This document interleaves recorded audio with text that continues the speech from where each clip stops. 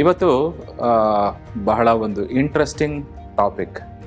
ಅಂದರೆ ಅಜ್ಜ ಅಜ್ಜಿ ಜೊತೆಗೆ ಮೊಮ್ಮಕ್ಕಳು ಬೆಳೆದ್ರೆ ಒಳ್ಳೆಯದಾ ಅಥವಾ ಅದರಿಂದ ಏನಾದರೂ ಪರಿಣಾಮಗಳಿದೆಯಾ ಅಂತ. ಬಹಳಷ್ಟು ಜನ ಹಿಂದೆ ಮಾತಾಡೋರನ್ನ ನಾವು ಕೇಳಿದ್ವಿ. ಅಜ್ಜ ಅಜ್ಜಿ ಜೊತೆಗೆ ಬೆಳೆದ್ರೆ ಮುದ್ದು ಜಾಸ್ತಿ ಆಗುತ್ತೆ, ಆಮೇಲೆ ಮಕ್ಕಳು ಹೇಳಿದ ಮಾತನ್ನು ಕೇಳೋದಿಲ್ಲ, ಅಥವಾ ಮಕ್ಕಳು ಮುಂದೆ ಜೀವನದಲ್ಲಿ ಪ್ರಾಬ್ಲಮ್ಗಳನ್ನ ಫೇಸ್ ಮಾಡ್ತಾರೆ ಅಂತೆಲ್ಲ ಕೇಳಿದ್ವಿ. ಹೌದಾ? ಹಾಗೆ ನಮ್ಮಲ್ಲಿ ಬಹಳಷ್ಟು ಜನ ಬರೋರು ಯೂಶಲಿ ಕೌನ್ಸಿಲಿಂಗಲ್ಲಿ, ಇಲ್ಲ ನಾನು ಒಂದಿಷ್ಟು ಡಿಸಿಪ್ಲಿನ್ನ ತರೋದಕ್ಕೆ ನೋಡ್ತಾ ಇದ್ದೀನಿ, ಆದರೆ ನಮ್ಮ ಅಪ್ಪ ಅಮ್ಮ ಬಿಡ್ತಾ ಇಲ್ಲ ನಾನು ಹೇಳಿದ ತಕ್ಷಣ ಅವರೇನೋ ಬೇರೆ ಹೇಳ್ತಾರೆ, ಹಾಗಾಗಿ ಮಗು ಮಾತು ಕೇಳ್ತಾ ಇಲ್ಲ ಅಂತಲೂ ಹೇಳ್ತಾರೆ. ಹಾಗಾದರೆ ಅಜ್ಜ ಅಜ್ಜಿ ಜೊತೆಗೆ ಬೆಳೆದ್ರೆ ಏನು ಒಳ್ಳೆಯದಾ ಕೆಟ್ಟದ್ದಾ? ಡೆಫಿನೆಟ್ಲಿ ಅಜ್ಜ ಅಜ್ಜಿ ಜೊತೆಗೆ ಬೆಳೆದ್ರೆ ಬಹಳ ಒಳ್ಳೆಯದು. ಏನಕ್ಕೆ ಅಂದರೆ ಅಜ್ಜ ಅಜ್ಜಿ ಜೊತೆಗೆ ಬೆಳೀತಾ ಇದ್ದಾಗ ಯೂಶಲಿ ನಾವು ಇವತ್ತು ನಮ್ಮ ಜನ್ರೇಷನ್ ಪೇರೆಂಟಿಂಗಲ್ಲಿ ಏನಾಗುತ್ತೆ ಅಂದರೆ, ನಮಗೆ patience level because of work pressure ಇರ್ಬೋದು, ಅಥವಾ ಹಲವಾರು ರೀಸನ್ಸ್ಗಳಿಂದ ನಮಗೆ ಆ ಪೇಷನ್ಸ್ ಅನ್ನೋದು ಸ್ವಲ್ಪ ರೆಡ್ಯೂಸ್ ಆಗಿರುತ್ತೆ. ಎರಡನೇದು, ನಮ್ಮದು ರಿಯಾಕ್ಷನ್ ಇಮ್ಮಿಡಿಯೇಟ್ ರಿಯಾಕ್ಷನ್ ಇರುತ್ತೆ. ಮಗು ಸಣ್ಣದಿದ್ದಾಗ ಮೇ ಬಿ ಒಂದು 3 ವರ್ಷ 4 ವರ್ಷ ಇದ್ದಾಗ ಬಹಳಷ್ಟು ಪೇಷನ್ಸ್ ಇಟ್ಟಿರ್ತೀವಿ, ಬಟ್ 4 ವರ್ಷ ಆದಮೇಲೆ ನಾವು ರಿಯಾಕ್ಟ್ ಮಾಡೋದು ಜಾಸ್ತಿ ಮಾಡ್ತೀವಿ. ಯಾಕೆಂದರೆ ಪ್ರತಿ ಸಿಚುಯೇಷನಲ್ಲಿ ಅಪ್ಪ ಅಮ್ಮ ಆದವರು ಈ ಮಕ್ಕಳು ಅರ್ಥ ಮಾಡ್ಕೋಬೇಕು ಅಂತ ಆ ಏಜಲ್ಲಿ ನಾವು ಹೇಗಿದ್ವಿ ಅನ್ನೋದನ್ನು ಮರ್ತು ಹೋಗಿರುತ್ತೆ. ಯಾಕೆಂದರೆ ಇದು ಬಹಳಷ್ಟು ಇದು ಕಾಮನ್. ಇದು ತಪ್ಪು ಸರಿ ಅನ್ನೋದನ್ನು ಡಿಬೇಟ್ ಮಾಡೋದಕ್ಕಿಂತ ಇದು ಬಹಳಷ್ಟು ಕಾಮನ್. ಅಜ್ಜ ಅಜ್ಜಿ ಇದ್ದಾಗ ಏನಾಗುತ್ತೆ, ಅಜ್ಜ ಅಜ್ಜಿ ಇದ್ದಾಗ ಮೋರ್ ಆಫ್ ಆ ಏಜ್ನ ತಲುಪಿದಾಗ ಬಹಳಷ್ಟು ಜನ ಮೊಮ್ಮಕ್ಕಳೊಂದಿಗೆ ಟೈಮ್ ಸ್ಪೆಂಡ್ ಮಾಡ್ತಾ ಇರ್ಬೇಕಾದ್ರೆ ಔಟ್ ಆಫ್ ದರ್ ಎಕ್ಸ್ಪೀರಿಯನ್ಸ್ ಒಂದು. ಎರಡನೇದು, ಗ್ರ್ಯಾಜುಲಿ ಅವ್ರದ್ದು ಪೇಷನ್ಸ್ ಲೆವೆಲ್ ಇನ್ಕ್ರೀಸ್ ಆಗಿರುತ್ತೆ. ಮೊಮ್ಮಕ್ಕಳ ಜೊತೆ ರೆಸಿಪ್ರೊಕೇಟ್ ಮಾಡೋದಿರಲಿ, ಅಲ್ಲಿ ಪೇಷನ್ಸು, ಲವ್, ಕೇರ್, ರೆಸ್ಪೆಕ್ಟ್, ಆಯಿತಾ? ಸೊ ಈ ಥರದ ಇಮೋಷ್ನಲ್ ಸ್ಟೆಬಿಲಿಟಿಗಳು ಬಹಳಷ್ಟು ಇಂಪ್ರೂವ್ ಆಗುತ್ತೆ. ಇಲ್ಲಿ ಅಜ್ಜ ಅಜ್ಜಿ ಜೊತೆಗೆ ಇವತ್ತು ನೀವು ನೋಡೋದಾದರೆ ಬಹಳಷ್ಟು ಮನೆಗಳಲ್ಲಿ ಅಜ್ಜ ಅಜ್ಜಿನೇ ಕೇರ್ ಗಿವರ್ ಆಗಿರ್ತಾರೆ. ಯಾಕೆಂದರೆ ಅಪ್ಪ ಅಮ್ಮ ಬ್ಯುಸಿ ಇದ್ದಾಗ ಅಜ್ಜ ಅಜ್ಜಿ ಜೊತೆಗೇ ಮಕ್ಕಳಿರ್ತಾರೆ.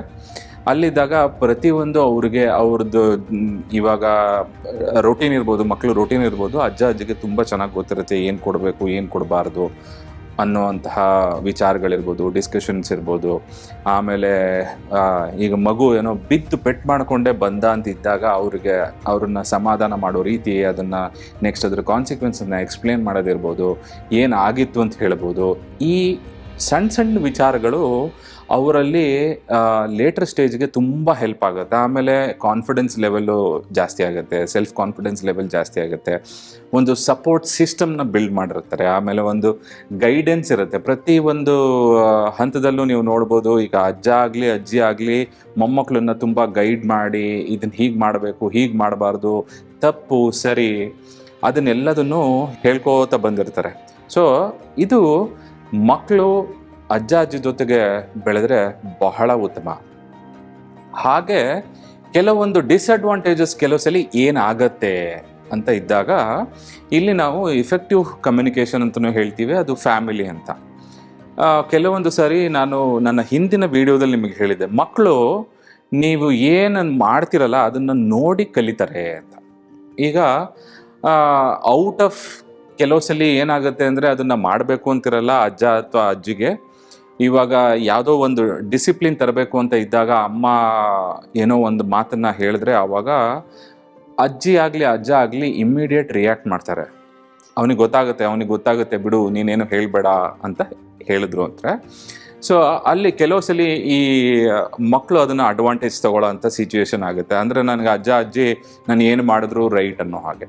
ಇಲ್ಲಿ ಏನು ಮಾಡಬಹುದು ಅಂದರೆ, ಒಂದು ಏನೋ ಇಫೆಕ್ಟಿವ್ ಕಮ್ಯುನಿಕೇಷನ್ ಇರೋದ್ರಿಂದ, ಈಗ ಮನೆಯಲ್ಲಿ ಒಬ್ರಿಗೊಬ್ರು ಮಾತಾಡಿಕೊಂಡು, ಇಲ್ಲ ನಾವು ಹಿಂಗೆ ಹೇಳಿದಾಗ ನೀವು ನನಗೆ ಸಪೋರ್ಟ್ ಮಾಡಬೇಕು, ಇದನ್ನು ನಾವು ಒಂದು ಒಳ್ಳೆಯದಕ್ಕೋಸ್ಕರನೇ ಮಾಡ್ತಾ ಇದ್ದೀವಿ ಅನ್ನೋದನ್ನು ಡಿಸ್ಕಸ್ ಮಾಡಿದಾಗ ಈ ಥರದ್ದು ಪ್ರಾಬ್ಲಮ್ಸ್ನ ಅವಾಯ್ಡ್ ಆಗುತ್ತೆ. ಎರಡನೇದು, ಇವಾಗ ಅಪ್ಪ ಆಗಲಿ ಅಮ್ಮ ಆಗಲಿ ಅಜ್ಜ ಅಜ್ಜಿಗೆ ಮಕ್ಕಳ ಎದುರುಗಡೆ ಬೈಬಾರ್ದು, ಅಥವಾ ಅವ್ರ ಬಗ್ಗೆ ನೆಗೆಟಿವ್ ಆಗಿ ಮಾತಾಡೋದಿರ್ಬೋದು, ಅಥವಾ ಅವರಿಗೆ ರೆಸ್ಪೆಕ್ಟ್ ಕೊಡೋದೇ ಇವ್ರು ಇರೋದೇ ಹೇಗೆ, ಇವ್ರು ಮಾಡೋದೇ ಹೀಗೆ, ಆ ಥರ ಮಾಡಿದಾಗ ಏನಾಗುತ್ತೆ ಅಂದರೆ ಮಕ್ಕಳಲ್ಲಿ ಈ ಟೇಕನ್ ಫಾರ್ ಗ್ರಾಂಟೆಡ್ ಅನ್ನೋ ಅಂತಹ ಒಂದು ಭಾವನೆಗಳು ಬರ್ಬೋದು, ಅಥವಾ ಆ ರಿಲೇಷನ್ಶಿಪ್ಪಲ್ಲಿ ಅವ್ರಿಗೆ ನಂಬಿಕೆ ಅನ್ನೋದು ಹೋಗ್ಬೋದು.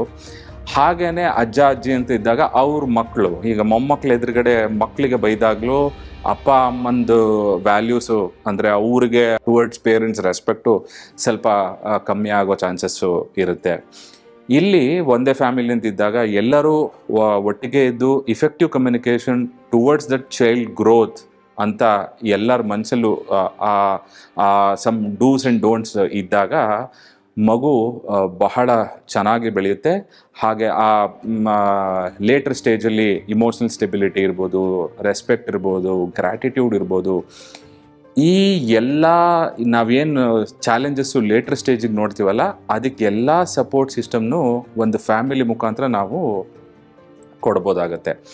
ಹಾಗಾದರೆ ಇವಾಗ ಫಸ್ಟ್ ನಮ್ಮ ಥಾಟು ಏನಂದರೆ ಅಜ್ಜ ಅಜ್ಜಿ ಜೊತೆಗೆ ಮಗು ಬೆಳೆದ್ರೆ ಬಹಳ ಒಳ್ಳೆ ರೀತಿಯಲ್ಲಿ, ಆಮೇಲೆ ಎಕ್ಸ್ಪೆಷಲಿ ಮಗು ವೆಲ್ ಬೀಯಿಂಗ್ ತುಂಬ ಚೆನ್ನಾಗಿರುತ್ತೆ. ಇವತ್ತು ತುಂಬ ಜನ ಮಕ್ಕಳಲ್ಲಿ ಎಕ್ಸ್ಪೆಷಲಿ ಮೆಟ್ರೋಪಾಲಿಟನ್ ಸಿಟೀಸಲ್ಲಿ ಬಹಳಷ್ಟು ಮಕ್ಕಳುಗಳಿಗೆ ಏನು ನಮಗೆ ಅಜ್ಜ ಅಜ್ಜಿ ಜೊತೆಗೆ ಟೈಮ್ ಸ್ಪೆಂಡ್ ಮಾಡೋದು ಸಿಗ್ತಾ ಇಲ್ಲ. ಇನ್ ಕೇಸ್ ಆ ಥರ ಆಪರ್ಚುನಿಟೀಸ್ ಏನಾದ್ರು ಇದ್ದರೆ ಅದನ್ನು ಕಳ್ಕೊಬೇಡಿ ಅಂಥೇಳಿ ನಾನು ಹೇಳ್ತೀನಿ.